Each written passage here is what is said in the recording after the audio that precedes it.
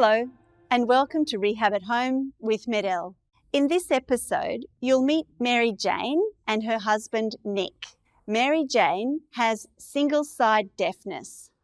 We'll find out about her decision to get a cochlear implant and what changed for her, and what activities helped her develop her listening skills. I had to go and find an ENT. He diagnosed me as having Meniere's disease, which had affected my left side. He couldn't tell me whether it would affect my right side at all. So I decided that I would go for a cochlear implant. To improve how I understand speech, I find using an audiobook has been the most helpful thing. Sometimes I might listen for a couple of chapters, sometimes I might listen for an hour or so. For me to use an audiobook, I will go into town to my local library. I will find a book, hope that it is available as an audiobook, or I will go looking for an audiobook first and then go into the library and order that book. One of the benefits I find is that I can stream it direct to the audio processor. Therefore, my other side, which hears, is not doing any of the work. The more you listen, the better it gets. When I'm in a group situation, I find that the noise can be quite overwhelming. I find that I have to focus on one person to talk to so that I don't get swamped by all the different conversations that are happening around.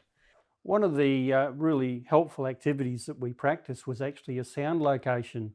And what we would do is Mary Jane would sit in the room and I would move around the room and make sounds that she would recognise from different locations so she could identify where the sound was coming from.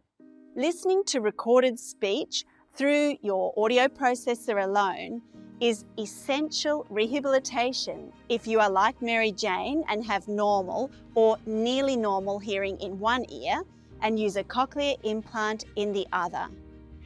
Mary Jane showed us how she listens and reads at the same time to teach her brain to recognise the words. This helped her work towards the goal of understanding conversation when in a group.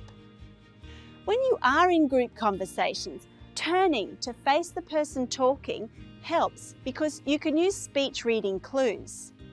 Nick showed us a simple activity he does with Mary Jane to practice this skill. Learn more about how to develop your ability to turn more quickly to the speaker in our sound localization brochure. You'll find a link in the description of this video. Thanks for watching, and don't forget to subscribe to the Medel blog to get all of the latest Rehab at Home videos straight to your inbox.